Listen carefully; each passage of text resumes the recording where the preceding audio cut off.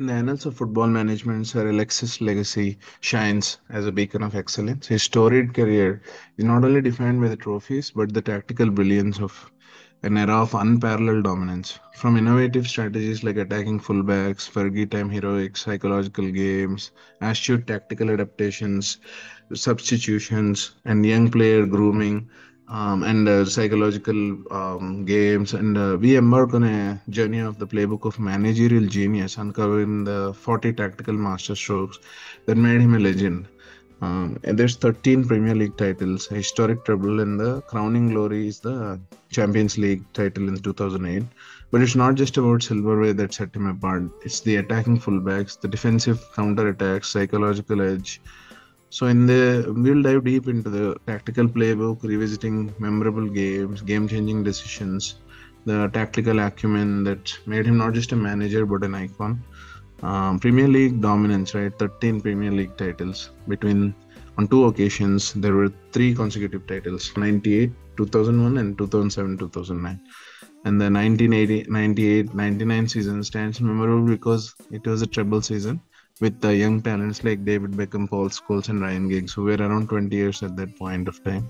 Champions League title in 2007 2008, where United won on penalties, remains an iconic moment on the club's history. And its 26-year managerial tenure at Manchester United shows how stable and success that is unparalleled model football era, where there is no time for grooming young talents or giving time to for the coach to settle in, right? So he retired as one of the oldest managers at 71 years of age. And most of the players played a long time for him, like Ryan Giggs until he was 40. Paul Scholes came out of retirement when he was 30. And the honors, FA Cups, League Cups, Community Shields, in addition to his League and Championship League titles. There were always the last minute goals. That is the mystique of the Fergie time. And there's an unbeaten 33 match run in the league. That's a record.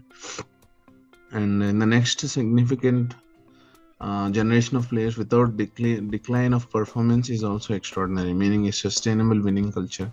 So, nurturing young talents like David Beckham, Paul Scholes, Nicky Butt, and Gary Neville, these were some of these crowning glory achievements, and guiding Cristiano Ronaldo through his formative years, nurturing Wayne Rooney, Ryan Giggs, Paul Scholes, Gary Neville. So basically, they were stars, but then they were all hungry players that he groomed to become the stars, and sustainable winning culture, and how they would cooperate with each other. It was relatively a young team that won the 1999 UEFA Champions League final, and in 2004, Rooney was just 18 years old when he joined the team. And he was able to make sure that these young players were not overwhelmed. This means in the transition between generations, be it 92, 98, 2008, 2009, it was always consistent, sustainable winning culture, and not overwhelming, and nobody is bigger than the club. And last minute goals, psychological advantages. So the gambles that paid off are like signing Eric Cantona in 92, bringing Teddy Sheringham, acquiring Javier Fernandez when he was unknown player in Mexico, and strengthening the defense, versatility in all areas, right? Data and technology to get players that could help a very well versed all areas expertise. There was always a no to stepping on toes approach, so that the new players were not overwhelmed. There was always transition happening in the ever changing world of football, and the trump cards and mind games. He was deploying high press to win the ball back, utilizing mind games to make calculated statements, exploit weaknesses by forming strategies and formations. And academy players like Paul Pogba, Jesse Lingard, Scott McTominay through the club's academy, promoting the growth culture of opportunity. Shrewdly signing players like Patrice Evra and Nemanja Vidic, who became defensive stalwarts.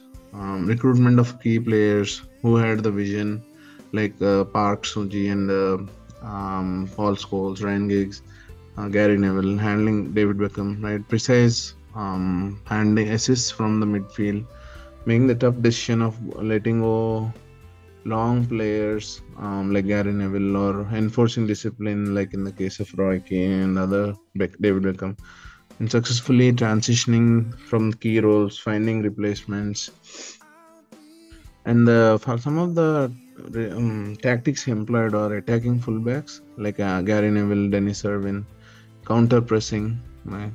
And dynamic midfielders like Roy Keane, Paul Scholes, Darren Fletcher, wide crosses like how Beckham's precise crossing, and Giggs and Nani did the same thing. Fergie Time made his late comeback victories at the late stages of the game.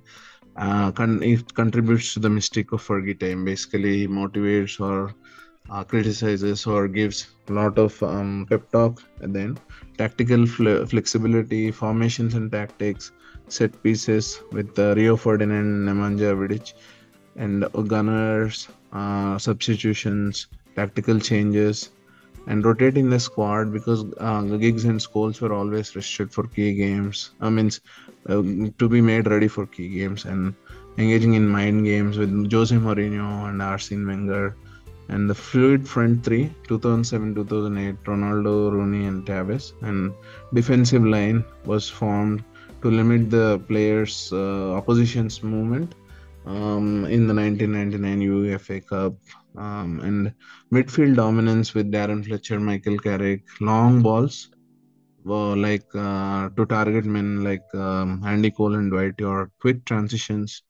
So Ryan Giggs always made quick transition from defense to attack, and celebrations to create team camaraderie and unity.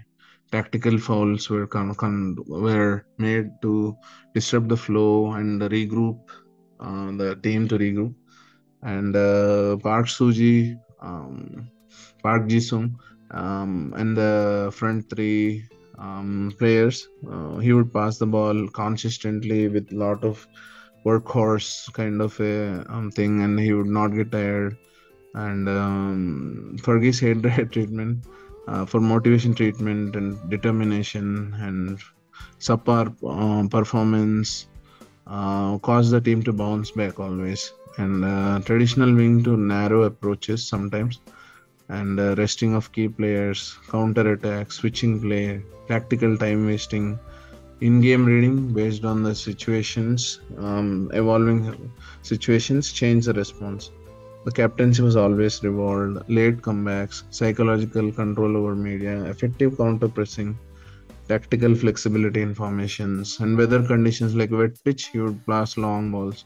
Super subs like Gunner and Teddy Sheringham would change the outcome of the match in the last minutes, winning. Old Trafford became intimidating venue because it instilled fear in the opponents, and drilled the team to maintain tactical discipline during the final minutes. They were always protected, that means. And pre-match mindset, good mindset, and was important before the key matches, and also use of video analysis.